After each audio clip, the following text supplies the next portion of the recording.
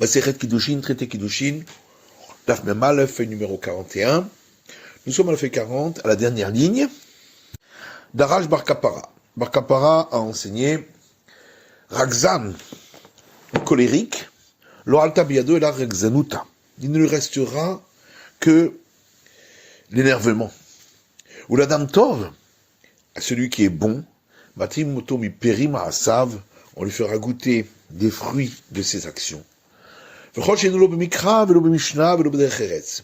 celui qui ne s'occupe ni de l'étude de la loi écrite, ni de la loi orale de la Mishnah, et ni de sa profession, Dur Hana'a Mimenu, fait un vœu de ne pas profiter de lui, pour ne pas être dans sa compagnie, chez Neymar, comme il est dit dans les psaumes, V'moshav letzim lo yashav, et dans une réunion de moqueurs, il ne s'assiera pas, Moshavo, Moshav letzim. Or, là où il s'assoit, celui-là, c'est une réunion de moqueurs. Prochain chapitre, Mishnah. Haïsh mekadesh bo bishlucho. L'homme peut acquérir une femme par acquisition des liens du mariage, que ce soit de par lui-même ou en envoyant un messager. Aïcha mitkadeshet bah ou bishlocha. La femme est acquise par acquisition des liens du mariage, que ce soit par elle-même ou en envoyant un messager. Aïch mekadesh et bito.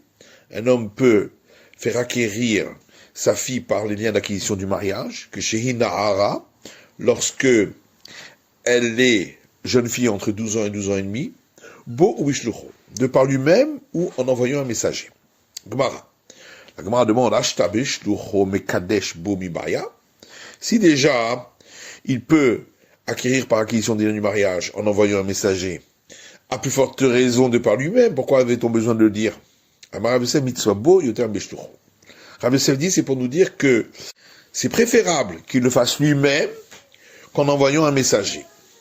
Qui a des Rav Safra, comme on a vu que Rav Safra Mahrich Recha, c'est lui-même qui faisait griller une tête pour le Shabbat. Rava Malach Shibuta, Rava, il salait lui-même le poisson pour Shabbat. Ika de Amre, d'autres Idba, Isura Nami Idba, que dans notre cas, nous, il y a même un interdit qu'il le fasse par un messager.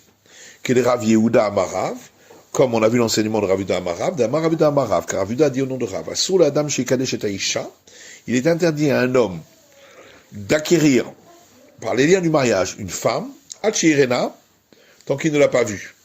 Chez Maniribadavar Megouné, de peur que, par la suite, il verra chez elle quelque chose de pas joli, Vetit Gané Alav, elle sera laide à ses yeux, Verachamana Amar, et la Torah a dit, tu aimeras ton prochain comme toi-même. Vechitmar de Rav Yosef, quand Rav Yosef a donné son enseignement en disant que c'est juste préférable qu'il le fasse par lui-même, assez faïtma, c'est au sujet de la suite de la Mishnah, qui a dit Aïcha mitkadesh et bar bishlucha, que la femme peut être acquise par acquisition des liens du mariage, que ce soit de par elle-même ou en envoyant un messager, Ashta bishlucha mikatcha bar mibaya. Et on pose la même question, si déjà elle peut être acquise par acquisition des liens du mariage en envoyant un messager, à plus forte raison de par elle-même.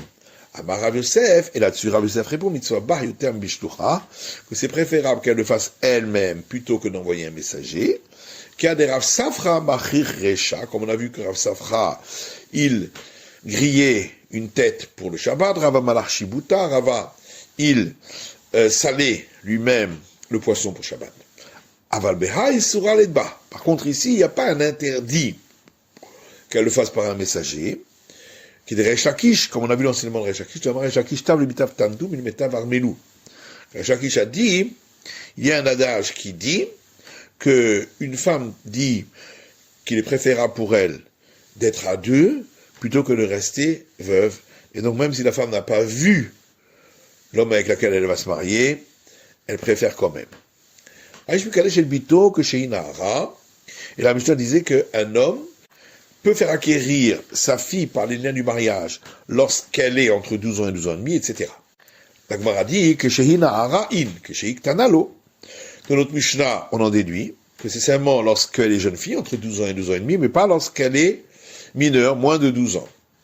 Mais ça y allait le Rav, et c'est un appui à l'enseignement de Rav, d'Amar Ravida Marav, car Ravida du nom de Rav, il était Maravi Lazar, et certains disent Rabbi Lazar, Asur la dame chez Kadesh el Bito que chez Iktana, un homme n'a pas le droit de faire acquérir sa fille par les liens du mariage lorsqu'elle est encore mineure,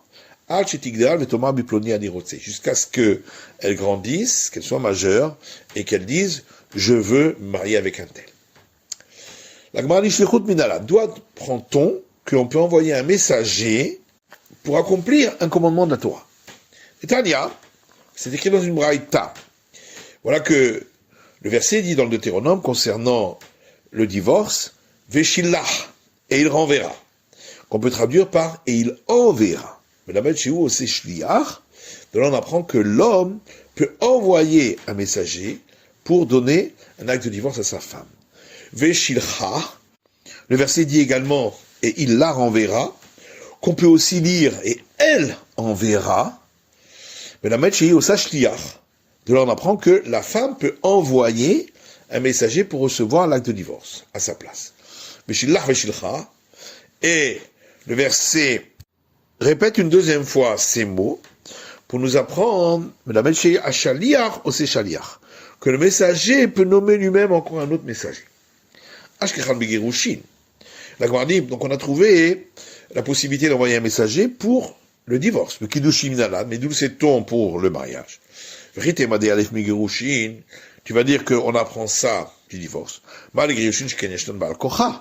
mais le divorce est différent, parce qu'on peut divorcer une femme contre son gré. C'est pourquoi peut-être que la Torah a autorisé d'envoyer un messager. Mais on ne peut pas la prendre pour le mariage, ou on ne peut pas se marier avec une femme sans son accord. Et la Gemara dit Amarcha, parce qu'on a un verset, toujours dans le même passage, qui dit Viatz ave aïta, elle sortira de chez son mari, et se mariera avec un autre. Il y a donc une juxtaposition entre le mariage et le divorce. De la même manière que pour le divorce, il peut envoyer un messager. De même pour le mariage aussi, il peut envoyer un messager. Mais là, dites-nam, d'accord, dit, mais alors, voilà qu'il y a une Mishnah qui dit, Omer lishlucho, si quelqu'un dit à son messager, Tse utrom, sort et prélève pour moi le prélèvement au prêtre, Torem kedal balabait, il prélèvera selon la mesure qu'il pense être la volonté du propriétaire. Mais s'il ne sait pas quelle est la volonté du propriétaire à ce sujet, Torem bebenonit, il prélèvera la mesure médiane, Echad mechamishim, c'est-à-dire 1/50. Pichet asara ou osif asara, si il a retiré 10 dans le quotient, ou il a rajouté 10, donc il a prélevé 1/40 ou 1/60, Troumato Trouma, le prélèvement est valable. Midalan, d'où sait-on qu'on peut nommer un messager pour effectuer le prélèvement? Si tu vas dire, on apprend du divorce, le divorce est différent parce que il s'agit de quelque chose de profane, alors qu'ici c'est pour prélever quelque chose de sacré. Amakra atem, gamatem. Parce que le verset, au lieu de dire vous, il dit également vous. Le rabot tashliach, et ça c'est pour inclure le messager, concernant donc le prélèvement au prêtre.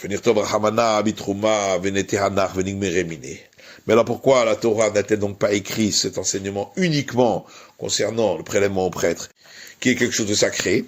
Et de là on aurait déduit les deux autres cas, le mariage et le divorce. Je me décale mifrach, parce qu'on aurait pu alors objecter en disant Sheken Yeshna Marshava, que le prélèvement prêtre c'est différent, puisque il peut se faire même par la pensée. Vaditnan, Chabur Shabbat Pisrach. Mais voilà qu'il y a une Mishnah qui dit un groupe qui a perdu l'animal qu'il avait destiné pour le sacrifice pascal. Ils ont demandé à quelqu'un, va chercher l'animal et fais-lui l'abattage rituel pour nous. Voilà Rumatsa, il a trouvé l'animal, Vesharat, et il l'a abattu rituellement. Ven lakro Veshahatou. Et eux, de leur côté, ils ont pris un autre animal et ils l'ont abattu rituellement pour le sacrifice pascal. Im Shelon Nishrat Rishon, si c'est celui du messager qui a été abattu rituellement en premier, Hu Ochel Mishelo, Ven Mochlim Veshotim Imo. C'est donc lui qui est le sacrifice pascal. Et donc, lui en mangera, et les autres aussi en mangeront et boiront avec lui. Minalan, d'où sait-on qu'on peut nommer un messager pour l'abattage rituel du sacrifice pascal. Vritema de Hanif Mehanar. Tu vas dire, on apprend des autres cas dont on a parlé. Non, c'est différent, les autres cas sont considérés comme profanes par rapport au sacrifice. Nafkalem Rabbi Yoshua ben Kocha. Et la Gemara dit, on apprend de l'enseignement de Rabbi Yoshua ben Kocha. D'Amar Rabbi Yoshua ben Kocha. Rabbi Yoshua ben Kocha dit, Minayin sheshtocho shel adam kemoto. D'où sait-on que le messager d'un homme est considéré comme lui-même? Chez Nema, parce qu'il est dit concernant le sacrifice pascal, dans l'Exode, le shachatu oto kol kehal adat Yisrael ben arbaim. Et ils feront son abattage rituel, toute l'assemblée du peuple d'Israël, vers le soir. Est-ce que c'est toute l'assemblée qui opère l'abattage? Il n'y a qu'un qui fait l'abattage pour tout un groupe. Et la mikad, mais de là on apprend que le messager d'un homme, il est considéré comme lui-même, et on considère comme si toute l'assemblée avait abattu rituellement. La Torah avait le cas donc dire cette règle-là uniquement pour les sacrifices, donc le sacrifice pascal, et on aurait déduit les autres cas de lui. Parce que dans ce cas-là, on aurait pu objecter en disant que les sacrifices c'est différent parce que la majorité des actes de leur service est fait par un messager qui est le prêtre. Donc on voit qu'on ne peut pas apprendre d'un seul cas pour les autres. Pourquoi on ne pourrait pas apprendre à partir de 2 cas pour tous les autres? Et la Gemara dit, mais qu'est-ce qu'on aura appris? Que la Torah n'écrive pas cet enseignement pour les sacrifices, mais tété mehanach, et qu'on apprenne les autres cas. La Gemara dit, tous les autres cas sont considérés comme profanes par rapport au cas des sacrifices. Alors la Gemara dit, on n'avait qu'à pas l'écrire pour les divorces, et on aurait appris les autres cas. Alors la Gemara dit, on aurait dit les autres cas, c'est différent, parce que ils peuvent se faire par la pensée, ce qui n'est pas le cas du divorce. Et la l'autre, la Torah n'avait pas besoin de le dire pour le prélèvement au prêtre, mais t'étais manar, et qu'on apprenne des autres cas. La Gemara dit, effectivement. Vela atem gamatem lamali. Et la Gemara dit, mais alors, qu'est-ce qu'on fait du fait que le verset, au lieu de dire vous, il a dit également vous? On l'utilise pour l'enseignement de Rabbi Yannai. Rabbi Yannai dit gamatem, comme c'est écrit également vous, pour dire ma'atem beneberit, de la même manière que vous êtes dans l'alliance, de même, vos messagers doivent être dans l'alliance, donc on ne peut pas envoyer un non-juif pour prélever le prélèvement au prêtre. Halamalikra. Mais qu'est-ce qu'on a besoin d'inverser pour ça? On peut déjà l'apprendre de l'enseignement de Rabbi Abaraba au nom de Rabbi Yochanan. Que Rabbi Abaraba a dit au nom de Rabbi Yochanan, un esclave ne peut pas devenir messager, les kabel get miyad ba'ala shenisha, pour recevoir un acte de divorce de la part du mari d'une femme, le fils Sheino Betorat Gitin le Kiddushin, puisque lui-même n'entre pas dans la catégorie qui peut se marier ou divorcer. Et donc ici aussi, le non-juif n'entre pas dans la catégorie qui peut prélever ses propres prélèvements. Donc c'est pourquoi il ne peut pas être messager non plus. Et la Gemara dit, on a quand même besoin de l'enseignement dont on a parlé. Parce qu'on aurait pu croire, que l'esclave, effectivement, il n'est pas du tout dans la possibilité d'être délié par un acte de divorce. Alors, Par contre, le non-juif, il veillait, mais trop bas, t'es nafché, puisque il peut opérer les prélèvements sur sa propre récolte, puisqu'il y a une Mishnah qui dit, un non-juif et un peuple du pays des Kouti, chez Tarmou, qui ont opéré les prélèvements, Troumatan Trouma. Leur prélèvement pour les prêtres est valable. Et Mashiach Nami Avid, j'aurais pu croire donc qu'il pourrait être messager pour cela. Comme je parle là, c'est pourquoi on vient apprendre que non. Au Rabbi Shimon de Patar, maintenant d'après Rabbi Shimon, qui dit que le prélèvement d'un non-juif, même sur sa propre récolte, n'est pas considéré comme un prélèvement, et si un non-prêtre en aurait mangé, il est dispensé de la sanction. Dites nan, comme c'est écrit dans une Mishnah. Trumat ovet kochavim, le prélèvement au prêtre d'un non-juif, mais d'amahat, lorsqu'il se mélange avec du profane, il interdit le profane à quelqu'un qui n'est pas un prêtre. Et pour ce prélèvement, si quelqu'un qui n'est pas un prêtre en mange, il doit rajouter un 5e au remboursement. Mais Rabbi Shimon poter. Alors que Rabbi Shimon le dispense. Atem gamatem navali. Donc d'après Rabbi Shimon, qu'est-ce qu'on fait du fait que le verset a dit également vous, au lieu de dire simplement vous? Il s'arrête. On a besoin de cet enseignement, même d'après Rabbi Shimon. Ça, kalatachamina, parce qu'on aurait pu croire, oui, va mar, puisqu'on a un enseignement qui dit, atem velo harissim.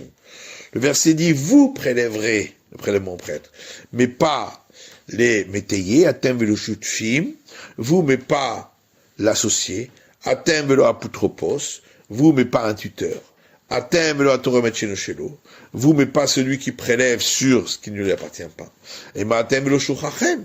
Peut-être qu'on aurait dit également vous et pas votre messager, Nami non plus. Comment je parle là, c'est pourquoi on vient apprendre que le messager peut le faire. C'est la fin de l'étude du Daf Mem Aleph de la feuille numéro 41.